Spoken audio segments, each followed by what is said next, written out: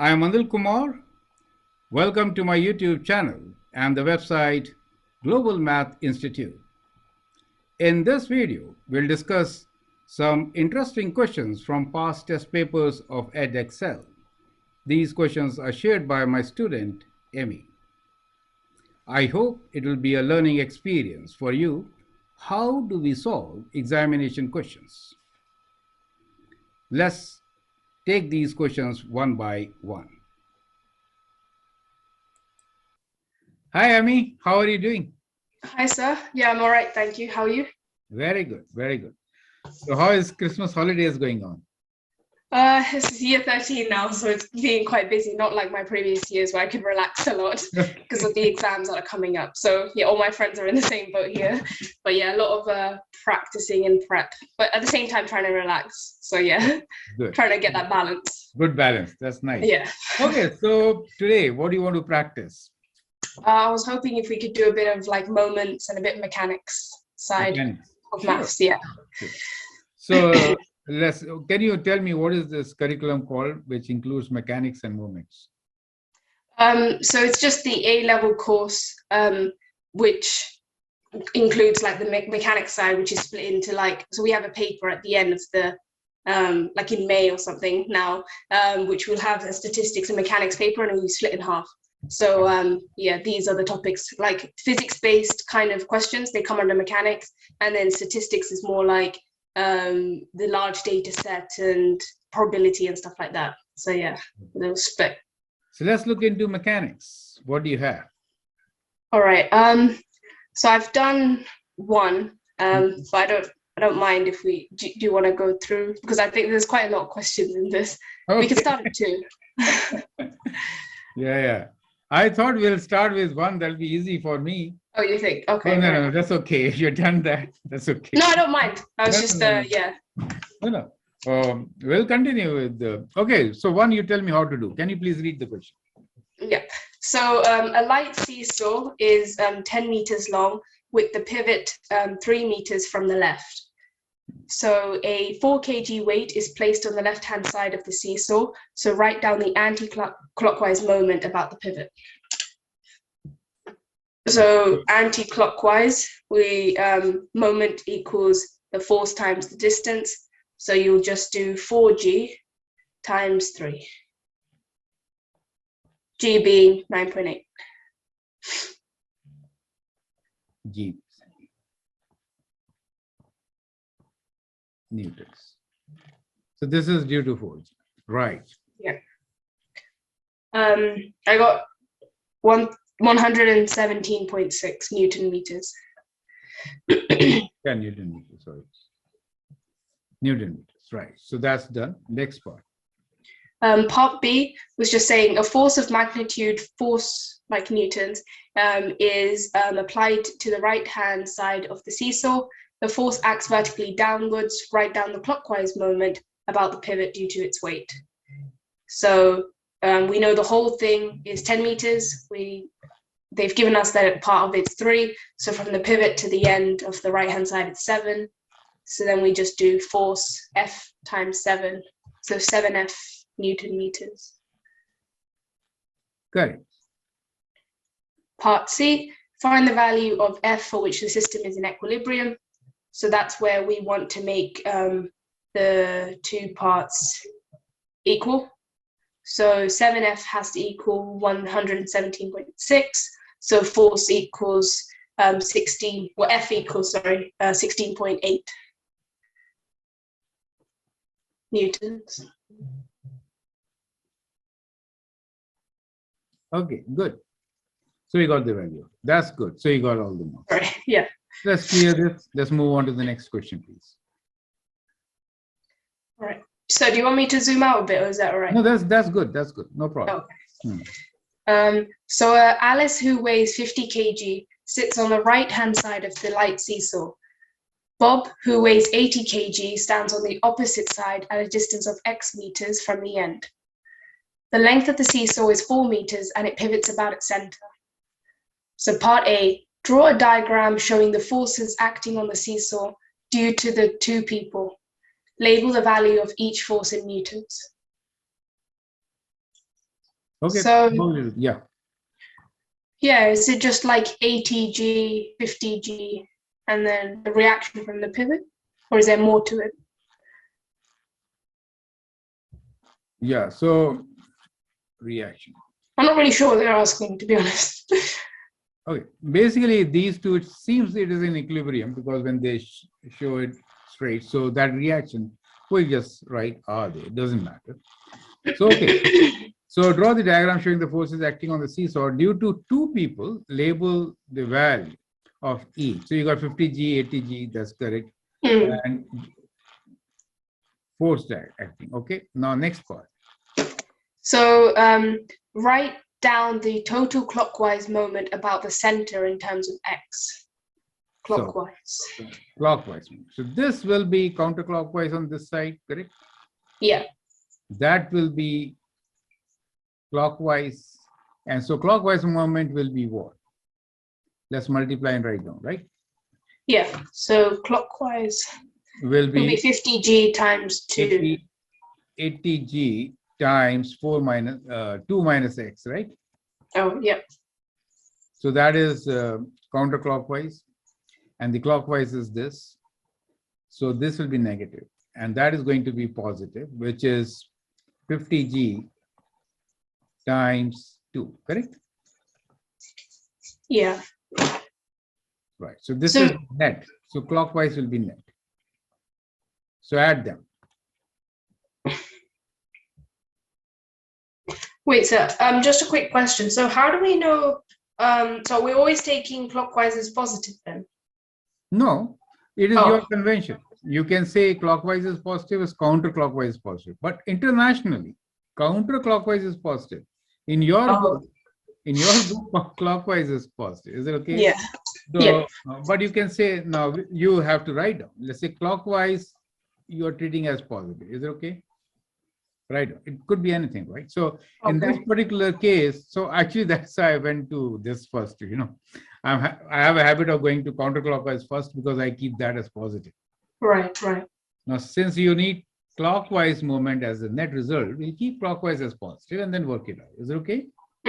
So what do you get? Just open the brackets, right? So we get what? So we get minus 160G plus 80GX plus 100G. Is it okay? Yeah. So which is 100G minus. But so how come you know it's minus 80G times 2 to the minus x? Because that is counterclockwise. Oh, I have to write clockwise moments, right? Because they say in the question, write down the total clockwise moment, right? So I'm taking clockwise as positive. So this is clockwise, this is counterclockwise. So I kept it negative. Is it okay? Yeah, yeah. Okay, so 50 minus that. So clockwise minus the anti-clockwise. Correct. Okay. I wanted to write counterclockwise. Oh, right. That's my habit, right? So yeah, that's all right. Yeah. So I kind of interchange now. Made it clear. Is that clear to you now? Yeah, yeah. That is clear. Thank you. Perfect, perfect. So okay, so 100 minus this gives me minus 180. Let's go back. Oh, what did I do? So 100 minus 160. Yeah, 100 minus 160. So 100 minus 160G plus 80GX, right? So basically, it is equal to minus 60G plus 80GX, right? So that is your counterclockwise moment. Oh, yeah, leaving in terms of x. Yeah. Yes, leaving this. Correct. So when they give questions like this, do you have to sub in 9.8 or just leave it in terms of G? Well, there's no harm summing in 9.8 and doing, but I'll prefer, because see, let's read the next part. Find the value of x for which find the value of x. With this is 0, right? So G will cancel. Well, you can calculate because G will. So normally it cancels. You see that, right? Yeah, yeah. So it's good just to leave it in there. No, but you write this and calculate. Calculate. What do you get? 9.8 times 600. Minus 58, minus 588. Yeah. plus 80 times 9.8, 784 x. Right. Newton meters. So that is your find. Is it okay? Yeah. Now you want to find what is the status at equilibrium, right? So you'll say 0 equals to minus 588 plus 784x, and therefore 588 is equal to 784x, and so x is equals to 588 over 784. 3/4. Okay. 0.75 meters. Yeah. So find the value of x. So we've done this value of x, right? Mm-hmm. Next part, please. Describe one. Oh no, we're not on there. Sorry. Yeah, part B. Given that Bob remains on the opposite side to Alice, describe with inequalities the range of x for which the seesaw tilts towards Alice. So we want this to be heavier, right? LS to be heavier. So if that's the case, then case clockwise will be more. Is it okay? Yeah, yeah. So basically what we need to figure out is that 80gx. The clockwise is 60g, right? Clockwise was the 100g. No? Okay, so at x equals to this, it is in equilibrium. You can say at x equals to this, it is in equilibrium, right? So if x is more than this, in that case, it will go like this. Is it okay? Oh. Because the moment will be less, correct? Yeah. X can go maximum till 2. Is it okay? So x is greater than 0.75 and is less than 2. Is that clear? So the 2 came from? Because that is the limit. Because the fulcrum is at the center. Oh, okay. So given that Bob remains on the opposite side to Alice, describe the inequalities of the range of f for which seesaw tilts toward Alice. Describe one limitation to this model. So if it at 0.75, it is at equilibrium, right? Yeah. Now, if this distance is reduced, the moment will reduce counterclockwise, and clockwise will be heavier, more, correct? And therefore, for x value, which is measured from the left end, greater than 0.75, it will tilt towards Alice, correct? So that becomes your answer. Right, right. So yeah, the less the... Describe the limitation of this model. So what kind of limitation can you say? The mass of the seesaw is negligible. No. Oh, the mass of the uniform distribution. Oh. Of mass. So we are assuming that the whole mass is at the center. Uniform distribution of the mass. That is the limitation. The mass cannot be negligible for this rod. Is it okay? Oh, okay. It is treated like a rod. So it is treated like a rod. So in a rod, we are saying that it has one dimension of length. Is that okay? So it has length as one dimension and uniform distribution of mass. So the whole mass is acting right at the center. So there is no moment because of the mass on either side. You get the idea? Right. Yeah, yeah. So that is what you could say, right? Uniform distribution of mass. Okay. Is it all clear to you? Yeah. So when it says it pivots about the center, that's just... Yes. You don't know that's the uniform distribution. They have not said that, and they never talked about it because so they've not used the word uniform, but they want you to write that from whatever you figured out. Is it okay? Right. Yeah. Yeah. Good question, though. Good question. Question 3. Yes. A 5,000 kg bus hangs 12 meters over the edge of a cliff and has 1,000 kg of gold at the front. The gold sits on a wheeled cart. A group of N people, each weighing 70 kg, stands on the other end. The bus is 20 meters long. So part A, write down the total clockwise moment about the cliff in terms of N. Okay, so 5,000 kg bus hangs 12 meters. So this is 5,000 kg. 12 meters. Wait, is this bus the whole rectangle? Okay, 5,000 kg bus hangs 12 meter over. So this is the whole bus, right? 12 meter over the edge, and has 1,000 kg of gold at front. The gold sits on the wheeled cart. So it is going to be, if that side is tilting, it is going to be at the end. Group of N people, each weighing 70, stands on the other end. The bus is 20 meters long. So total length is 20 meters. Yeah. So 20 meters long. So I should not say where this whole mass is acting, but that is your pivot point now, correct? Now, wait, so it's the pivot at here, the... 8 here. Wait, sorry, so where was the pivot again? Here, edge. Oh, if it is going to tilt, so it's kind of, if it is going to tilt, it is going to tilt at this particular point. Is that okay? Right, yeah. Okay. So you had the question that where is that mass of the 5,000 kg bus, right? So that will be treated in the center for now, until and unless they say something else.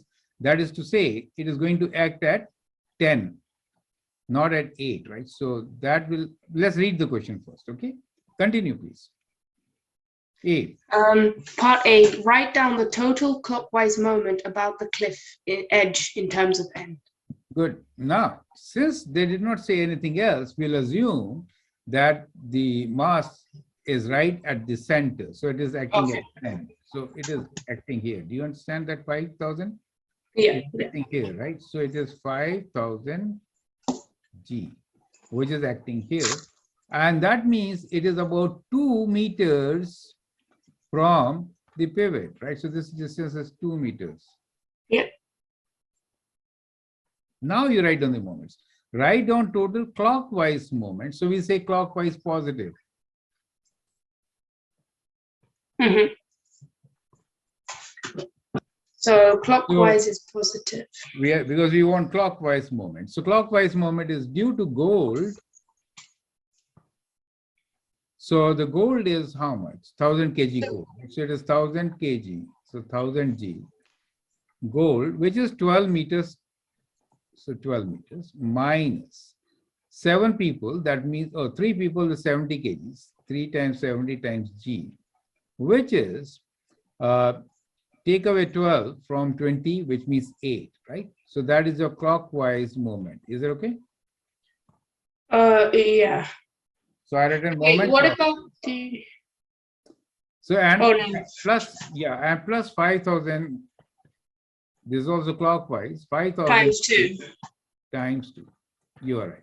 So that has to be added. This is also adding clockwise. Correct. So that is how you're going to get all the components. You can calculate the value, right? And tell me the answer. Yeah, just a sec. So where did the 3 come from with the 70G? 3% because it's 3 70, people. Of 70, Oh. right. So with G, that was just a, yeah, I didn't know. 12,000 Okay. minus, we got what, 210 times 8 plus 10,000. Sorry, sneeze. 1,000 G times 12. Yeah, so do this calculation. 10,000, 2,000, 22 minus 16 times G is 9.8. Multiply, get your answer. 12,000 minus 1680 plus 1,000. No, 10,000 Yeah. times 9.8. Yeah, G common, and then do all those things, multiply everything by G, get your answer. 199136.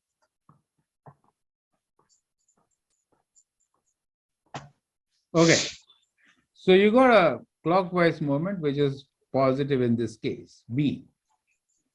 Can you please read the question, part B? Find the smallest number of people needed to stop the bus from falling over the cliff. So the number of people is n. Yes. So The this smallest is the moment, number. yeah. So basically, now you can redo your calculations because the counterclock is the moment which they are going to is n times 70 times g should be equal to the moment due to gold, which is 1000 times 12 plus 5000 times 2. Do you see that? And from here, calculate n. So n will be equals to 12,000, GG cancel, right? So you get 12,000 plus 1,000, correct? Yeah. Divided by 70. Oh, yeah, yeah.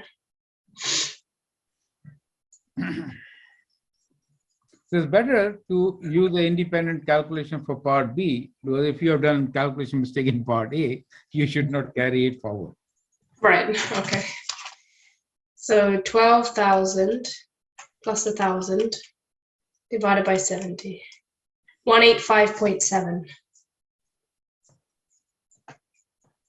So you need 186%, correct? Yeah, for it to fold over. Yeah. Keep from not falling. Yeah. Oh yeah, keep from stop, yeah, not falling. Yeah. Okay. Part C. One person needs to walk to the end of the bus to retrieve the gold. Yeah. Find the smallest number of people needed to stop the bus from falling over the cliff in this situation, including the one retrieving the gold. Correct. So walking over.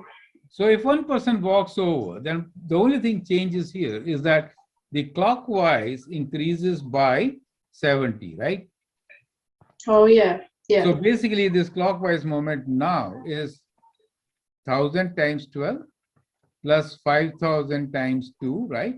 Plus 70 times 12. Is it okay?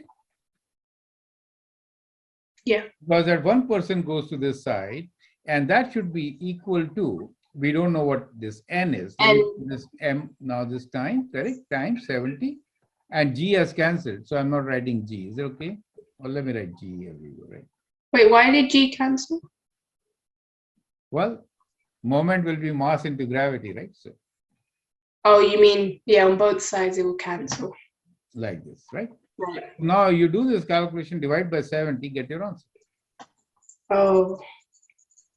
So if a person walks over, So that you have person, to add the 70 kg on that side. 70 times 12 gets added.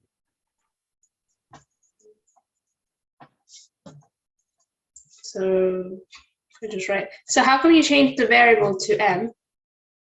I didn't want to mix with n number of persons earlier. I'm calling this number of persons to be m. Okay. Because after all, we have to add that one person also. You get the idea? Yeah. M Which plus is 1 n. is the answer. Yeah. So Oh. remember that in our case, n is m plus 1. Is it okay? Yeah. So n equals m remained here. plus 1. Yeah, m remained here, and one person went to the other side. So one person needs to walk to the end of the bus to retrieve the gold. Find the smallest number of people needed to stop the bus falling over the cliff in this situation, including the one retrieving the gold. Do you get the idea? Right. Yeah, that's really clear. It's good to use another variable here so that you don't get confused later. Right. Yes, m is the one that's left behind plus the one walking, but altogether equals n, the number of people. Correct. So what is m for you? Did you calculate? Oh, sorry, I was too busy understanding. Sorry. No problem. 5,000 times 2 plus 70 times 12. And then that Divided by 70. Divided by 70. 326.28. 326.2. That big number? I see. Okay. Anyway, we'll go with your calculation. So 327, right? Yeah. So total people required to be 328 plus 1. You get the idea? Yeah. 328. So that is how. So 70 into 12. 7 into 12, 700. 12,000 out of 1,000 plus 70 times 12 divided by 70. Wait, let me just check my calculations again. Sure. That doesn't look right. 12,000. Oh wait, no, it's plus 10,000 because 5,000 times 2. Right? 70 Yeah, divided by. 326. Yeah, you're right. So 327 total, and one person went to the other side, and therefore we have 328 as our answer. Is it okay? Yeah, very clear. Sometimes they do that though, like the answers can be very ridiculous and then you think it's wrong, but then it actually is that. Yeah. So many times I've crossed out in the exam and it was that. It's so disheartening. Sometimes you just have to leave it. You just have to leave it. Correct. Yeah. Okay. Good. So that was clear. So yeah, the main thing I learned from that question was like changing the variables to avoid like confusion. And definitely if I looked at a question like this, like beforehand, it's reading the question again, because I would have put the pivot where that, where that point of the 5,000 kg is that. No, it will be here, right? It has to be moved, yeah. So you can't just like, because with diagrams, it's so easy to just assume that's the center kind of thing. But you shouldn't do that because of mechanics. You have to like read the question. Yeah, so that extra 2 meters there is very important. Very important. Yes. Good summary. Cool. Okay, next question, please. Oh, okay. Not really a fan of these bike questions with wheels. Yeah, they're very difficult. Yes. They're hard, aren't they? Can you please read the question? Amy, can you read question number 4 now? So 2 interlocking gears are in equilibrium. The gear on the right has a radius of 10 centimeters and has a loop of 8 from the center. The loop is to the right of and level with the center of the gear. A 10 kg mass hangs from the loop. The other gear has a radius of 5 centimeters and a loop of 2 centimeters from the center. Correct. The loop is to the left of and level with the center of the gear. Correct. So a mass of m kg hangs from the left of the loop, so you have to find the value of that. Perfect. So a couple of things to look into. So the gear, you can think about, let me get the, okay. So they are connected like this. Do you see that? So at this point, the forces are acting, and these forces are like interlocking the two things, right? It is important to see that the radius is given in centimeters. We're talking about Newton meter, correct? So the length should be converted to meters, correct? Oh, yeah. So now for the first one here, what is the clockwise moment? So moment which is clockwise in case 1, bigger one, right? So clockwise for the big one is what? Is 10 kg, which is 10g, times the distance, which is 8 centimeters. So 0.08. Is it okay? So that Newton meter is your moment. Now, that moment acts at this particular point. Now, as you know, how is moment related to force? Moment is force into distance, right? Yeah. So you can write from here that moment divided by distance is the force. So that particular moment is going to exert a force F here. Wait, so what did B mean in the clockwise B? Big one. Oh, I wrote for big B here. Oh, okay, cool. Big and small. Okay. Yeah, just trying to get the variables so I know what's happening. Oh, why isn't big one, right? Yeah, so force at this particular point will be the moment, which let's calculate that moment first. How much you get? 80 into this is 8, right? 8 Newton meters. 10.8. Oh yeah, so 10g times 8. Yeah, so 10 times will be only 10g times 0.08, yeah. 0.8. So we get this 0.8. So force will be 0.08, 0.8 Newton meters, right? Divided by the length. Length is 10 centimeters, which is 0.1 meter. Is it okay? So convert the units. First thing, convert all the units, right? So this is 0.1 meters This is 0.05 meters, correct? And this is 0.08 meters. And this is 0.02 meters. Clear? Yeah. So now we get the force dividing moment by the distance, in this case, which is 0.1 meters. So 8 divided by 1 is 8 Newton. Is that clear? Yeah. Oh, so you're keeping terms of G, or did you just cancel the G's? Oh, G I have to write. We'll write 8G. No, because I was gonna put the G in, like times No. 9.8, but you don't want. No, we put 8G. Sorry. Put 8G. Sorry. Oh, okay. Yeah, I forgot to write G. That's right. Yeah, I will not cancel or multiply by G. I'll write 8G Newton. Is it okay? Okay. Yeah. So 8G Newton is the force. Correct. Now, this force is acting at this particular point. So this force is also causing a moment at that particular point on the smaller gear, right? So the moment. So can we do a similar thing? Yeah. So this right. is going to do the moment, right? And the moment clockwise in this case, clockwise moment, now in the smaller gear. So I'm writing S for the smaller gear. We have a force of 8G Newtons. We are going to multiply this with the distance of 0.05 meters. But the 8G cell was on the big gear. Yeah, but we calculate divide by 0.1 gave us the force at this particular point, because that was 10 centimeters away, right? So we want this force at the junction, let's say at point P, let's say force at point P, we call this as a point P, wherever that pivot point for the two gears touching, tangential kind of, where the teeth interlock. Okay? So that force is going to cause a moment which will be again clockwise on the smaller gear. And that clockwise moment is going to be force into distance. So distance is 0.05. So 8G Newton times 0.05. So that is the, we'll just keep this 8G Newton 0.5. Now, it's 0.4G. Yeah, okay. But we'll keep it like this. And that should counter the moment due to the mass hanging here, M, right? So that is capital MG, and the distance is 0.02, correct?